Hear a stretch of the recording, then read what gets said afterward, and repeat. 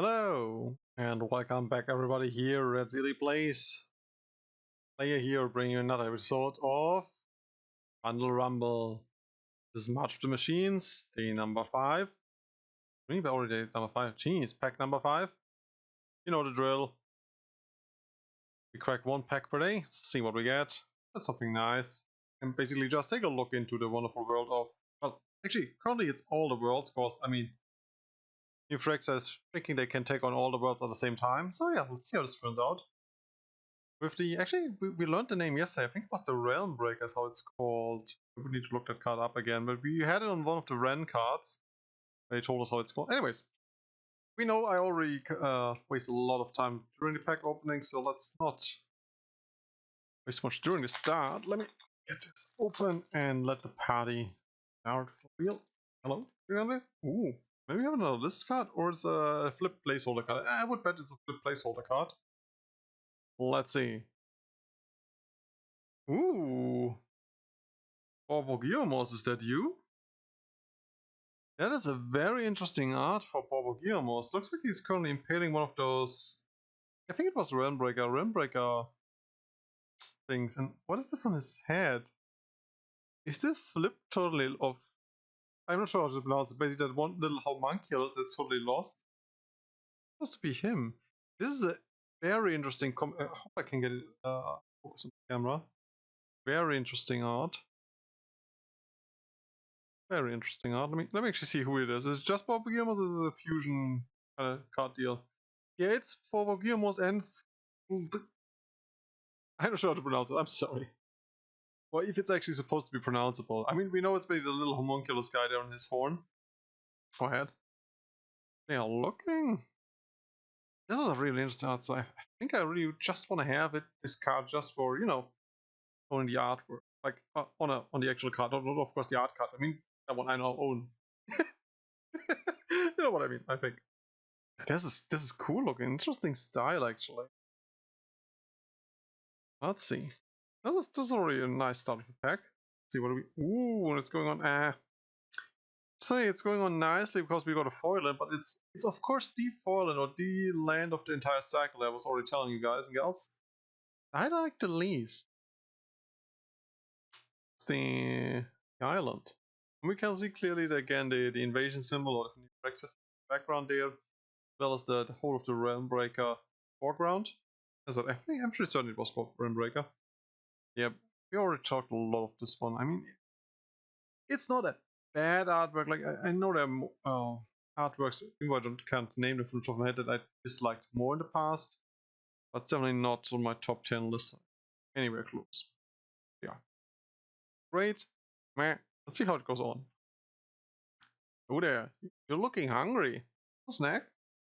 Why actually? You are Mr. Gloomfang Mauler. 5 generic, double black, creature nightmare. Yeah.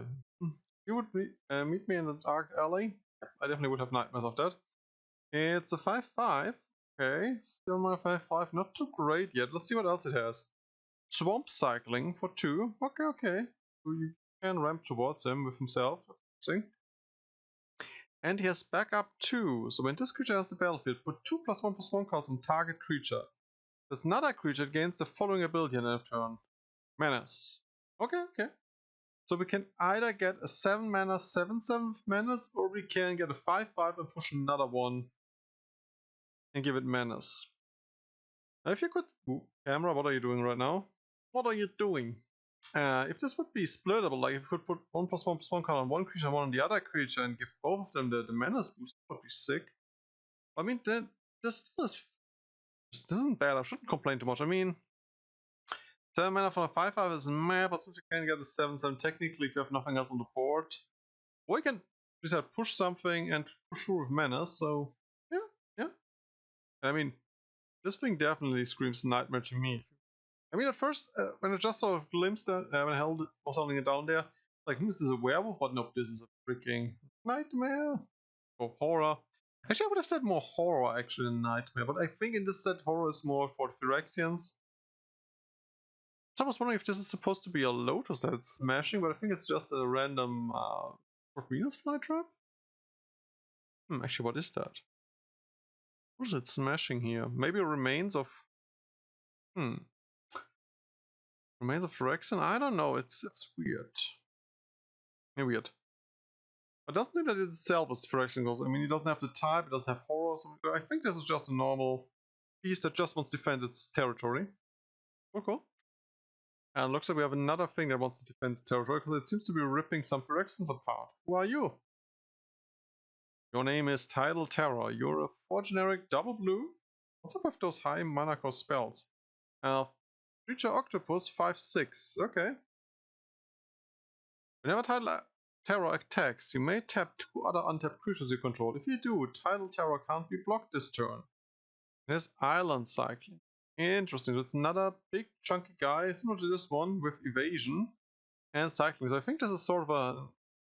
You know how the original cycles almost always were absolutely identical with just changing out a keyword or a minor effect? I think this is supposed to be a cycle here as well. You know, cycling of the color and having some sort of evasion. It does not focus on the background at all. This is an interesting one. For a common 5/6 with potential evasion? Wow. What would you play? I mean, limited of True Saki would play something like that. I think this is pretty good. I would actually argue that this might be a limited one. I mean, worst case, you can cycle away to fix your colors. Actually, both of them might be a limited bomb. Border, I mean, I didn't pull either of those. I didn't see them be played against me, but we were very aggressive in our decks anyways. In the pre-release. Yeah, it seems to be ripping one of those tentacles actually off the Realmbreaker apart. I just was thinking what the monstrosity is, but it's simply a Realmbreaker part. Interesting. Okay, cool. Look it. Oh, yep. Hello again. I already pulled you during the pre-release. You are the Buster Host Intercessor. So it's for 5 generic, 1... Yeah, literally this is part of the cycle, and I wonder if we get all of them. I don't think so, because I think we can have a maximum of 5 commons, and one of them should be a flip card, but let's see. Buster Host Intercessor. Assessor, I think is how it's pronounced. 5 generic, 1 white. Creature Phyrexian Samurai, it's a 3/4. When Alabaster Host Intercessor enters the battlefield, exile target creature an opponent controls until Alabaster Host Intercessor leaves the battlefield. And plain cycling. Okay, so it's not really a cycle, because this guy does not have a real evasion. He's more like a... one of those neutered, I would say, Oblivion Ring effects. Was basically you cannot do the shenanigans to remove it forever when you basically remove him before the other ability fully resolved. Would you play a 6 mana removal? I mean, you could slap it into a... Is that like during a budget deck? I mean, it's land cycling, so it can't be too bad. In late game, you have a... Would you play in a samurai deck? I wonder right now. I don't think so, but I mean, it's playable. It's a removal. So I guess limited, definitely playable. Constructed, even on pauper levels. Not so sure, but a cool artwork. Actually, I didn't even talk about artwork on this one. Of course, here we see he's actually beating up another demon, I guess? Ogre? Is that an ogre? Of course, yeah, he's now part of the Alabaster Order. He's looking kind of dope, I have to admit, for Phyrexian, still looking kind of dope. Yeah, I really like the traditional buildings they're fighting on, at least the traditional designs here. I mean, it actually looks like they're Infinium Lights, so I don't think this is true traditional design. This is more like, you know, the Neo Dynasty stuff. Still need to read up on the story there, I'm sorry. Doing cool, and we have a recurring card. I already saw that while we were discussing the Alabaster. It's again the Hello. No, the Halo Forager. Sorry. It's for 1 generic, 1 blue, 1 black, another creature, Fairy Rogue this time. It's a 3/1 flying, and when Halo Forager enters the battlefield, you may pay X. When you do, you may cast target instant or sorcery card, mana value X, from the graveyard without paying its mana cost. The spell would be put to a graveyard, exile instead, so basically gives pseudo flashback, but you can also flashback enemy spells. Story was telling you guys and girls, I really like it when you can, let's call it borrow enemy stuff. I know people hate me for that. I'm sorry, but I just enjoy doing it. It seems she definitely is not part of the Rex, so he's not corrupted. What's going on with her leg? Her leg looks... I guess that's the swirls from the Halo thing here. So I was like, is her leg getting chopped off right now? But no, it's just the weird swirling effect there from the Halo. I think. And this is a cool spell. I like it. I'm not sure what deck I want to put her, because we already have one. I know definitely where that one goes. This one not yet so sure, but I think I can put her in somewhere. I always find a place for those good. And we have another recurring character. Weren't they also in the same pack? I actually need to look it up. We definitely also had this guy, but let's still go over him again. Well, it's good because then I don't waste too much time on the packs. It's already over the half time limit. I'm not through half the pack yet. Sandstalker Moloch. 1 generic, double green, creature lizard. For 2, flash. When Sandstalker Moloch enters the battlefield, if an opponent casts a blue and or black spell this turn, look at the top 4 cards of your library. You may reveal a permanent card from among them and put it to your hand. The rest in the bottom of your library in a random order. So yeah, as we were saying, it's a surprise blocker slash end of turn, of course, attacker. Decent power. 3 mana for 2 is not too bad. I mean, he dies to a lot of stuff because of his toughness. I wouldn't say he's too bad. And of course, he can give you card advantage, or at least replace himself instantly if you wait for the enemy to do something. So basically, if you properly flash him in. I think actually one of my opponents had that guy in here, and for whatever reason played it during his turn normally. I think he was afraid that he needs a blocker. For whatever reason Yeah, I think that was that enemy. I do remember that happening actually. Cool card, and I'm still not entirely sure what that type of lizard that's supposed to be. Again, we see actually this time I noticed, I think I didn't talk about it last time, but there's the Realmbreaker tentacle in the background. I wonder if they are sneaked into almost every artwork. That's kind of cool. This fella, I'm not sure if I would play him. What am I would have I wouldn't play Lizard Trial, but would I play him as a... Let's put it that way, if I would notice that we play more Commander again together, everybody, and they guys get start playing more blue and black, then I definitely would at least think about putting those into my decks to get a bit more advantage. Another recurring guest here, we have once again the Aether Blade Agent. Aether Blade Agent. I think it's Eva. 1 generic, 1 black, creature human rogue, 1/1 Death Touch. And for 4 generic and 1 blue Phyrexian mana, I pay with a blue or 2 life, transform the Aether Blade Agent, then turns it into Gitaxian Mindstinger. It's then blue and black, 3/3 creature Phyrexian rogue with Death Touch. And whenever Gitaxian Mindstinger deals combat damage to a player or battle, draw a card. And this guy really pulled his weight during the pre-release. Either trading with a nice threat from the enemies, or eating removals that couldn't hit my other guys, so I'm just very happy with this guy. Not a bad card, not a bad card. I mean, 2 mana 1/1 Death Touch does seem a bit overpriced nowadays. We usually get that for 1 mana 1/1 with Death Touch, but I still. And let's again go over the flavor text. Consulate of Kaladesh had always valued his particular talent for extracting information. But Chromehorse methods were far more efficient. Right? Yeah, he's a turncoat for the other side. Not turncoat for the other side. I mean, I don't think there are any non-Phyrexian sleeper agents in the Phyrexian armies. Like, I wouldn't expect that. Doesn't really work that way, actually. Still, cool card. Need artwork also on both sides, actually. I good. Want to see me playing those? Let's see what do we have here.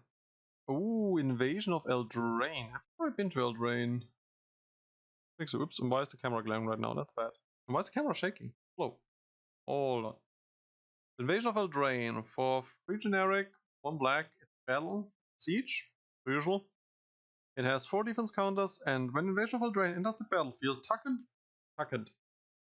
am I reading tonight? Whenever Invasion of Eldraine enters the battlefield, target opponent discards 2 cards. So it means the sorcery speed discard 4 mana for 2 cards is a bit overpriced, but we know that there's some goodies hidden on the back. I mean, technically you actually have to say it's a bit worse because you have for 4 mana discard 2 cards and indirect opponent gains 4 life, because I mean you want to beat down that battle. And that effectively means that's 4 damage that don't go towards the player's face, but rather to the battle. Let's see what happens at the Battle of Eldraine. Will they win? Will they lose? Or we get I don't also say Pickle Fairies, but it's Prickle Fairies. The creature fairy 2/2 with flying, and at the beginning of each opponent's upkeep, if the player has 2 of your cards in hand, Prickle Fairies deals 2 damage to them. Oh, I see. So it's was it the rag? The one? I was trying to remember. One of them punched you when you had too many cards, one punched you when you had too little. I think it was the rag. Ah, when the court fell, Eldain's fate turned from their usual pranks to deadlier traps. Yep. See, they are on the hunt for the little. Well, actually, not really. They are little for the big Rexing guy. Actually, you know what's weird though? I mean, I didn't play during Eldraine. I haven't really seen the fairies. On first glance, I would say those are black angels. Like, look at the wings. They don't really look like fairy wings, at least to me. At least for the first one, definitely not like... I mean, those could be bat-like wings, maybe, but those definitely look like angels' wings to me. Interesting. I mean, don't get me wrong, the size and the rest of the armor looks fine, but the wings are kind of for me. The invasion. You basically see the corrupted forces entering here and the Fae trying to fend them off. Actually, look at those guys again. Whoops, please focus. They also seem to have those weird angel kind of things. I really need to look into the Eldraine fairies. It looks odd to me. Interesting card what I played. I don't think I would actually in a discard deck, maybe, because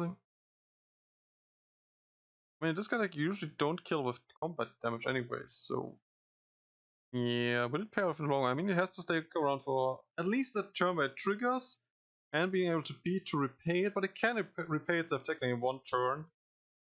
Damage-wise, I think that could be fine. Alright, let's see. Next on the list, whoops. Oh, we have a... is that a commander card? Sure, this is a... Ah, it's one of those cards, you know, the ones where we have a crossover actually between heroes from 2 worlds. Rashmi and Ragavan. 1 generic, 1 green, 1 blue, 1 red. Legendary creature, Elf Monkey, 2/4. And whenever you cast your first spell during each of your turns, exile the top card of your target opponent's library to create a treasure token. Then you may cast the exile card without paying its mana cost if it's a spell with mana value less than the number of artifacts you control. If you don't cast it this way, you may cast it this turn. Okay, this is a mouthful. So if it's a cheap play card, you can basically cast it for free if you have enough artifacts. If you don't have enough artifacts, then you can cast it for normal casting. I mean, it gives you a treasure also. During each of your turns, well, it's only once per your turn for 1 enemy. I mean, I already hinted at it a few times in other videos on this one as well, with the Halo Forager. I like borrowing stuff from enemies, so it's kind of cool. Interesting concept card. Would I play that? I mean, you kind of have to play it as a commander, I think, because in my Riku deck I wouldn't play. I want to rebuild my Riku deck completely anyway, so it should be a nice fit for a Izzet-themed stealing deck with a little bit of green for a ramp.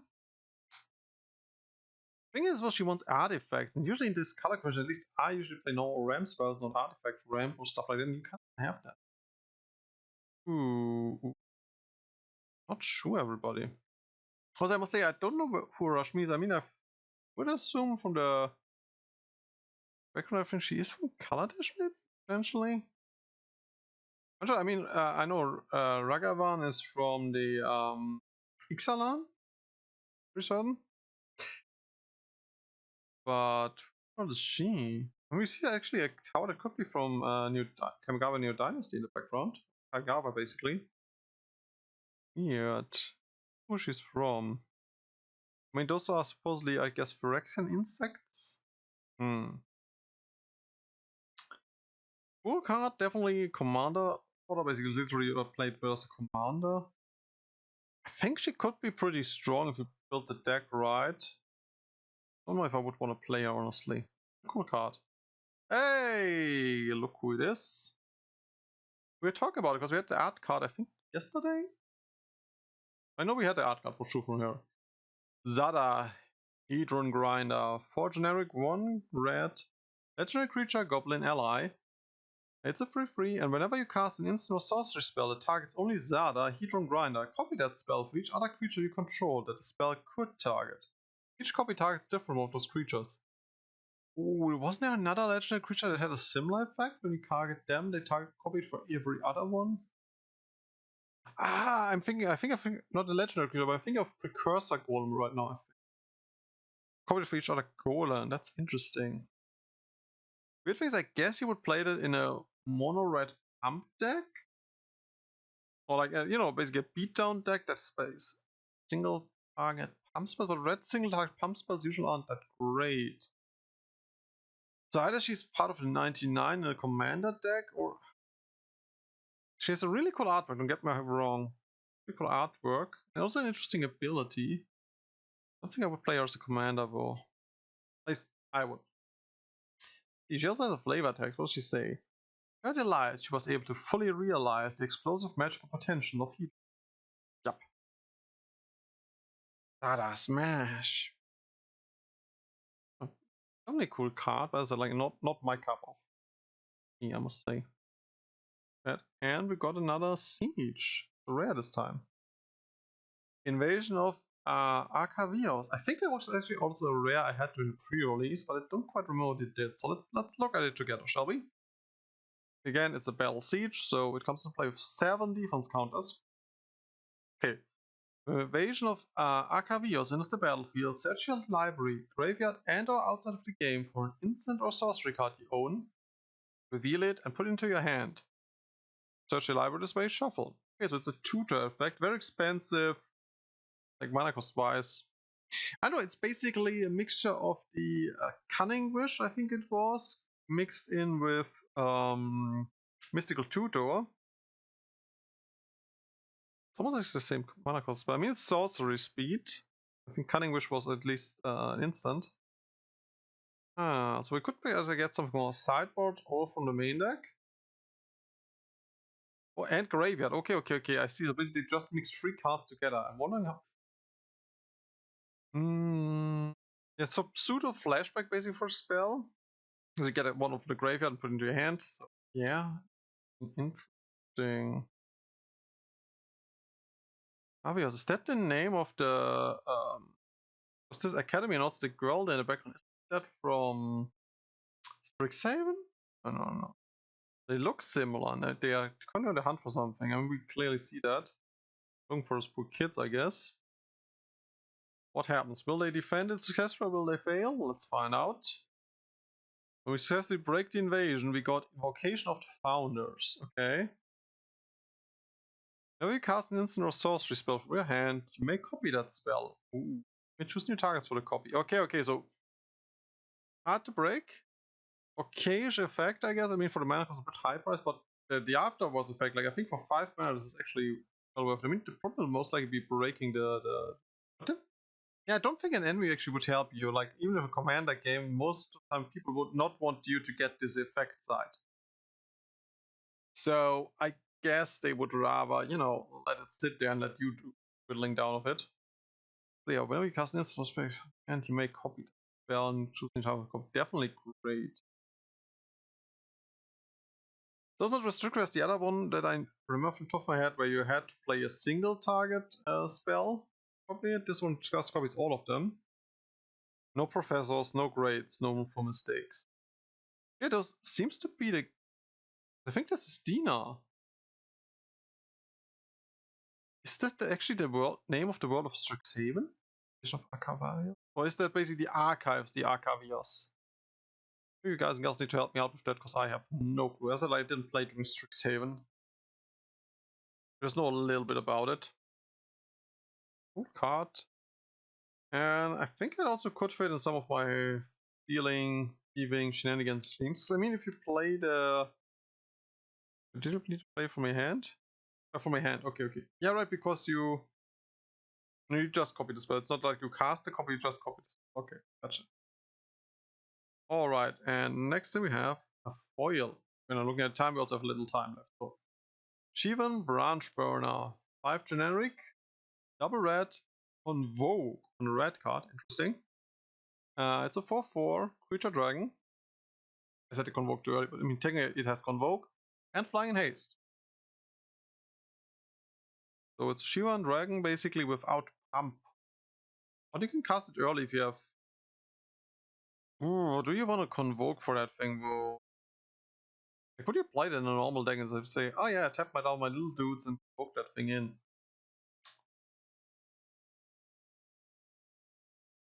Ah, it's looking pretty gorgeous. I mean, it doesn't pick it up that way. Maybe in a certain angle, but like if I held it like this, then you kind of get the glimpse of it. Because it's not as bad as the other foil I was complaining about yesterday.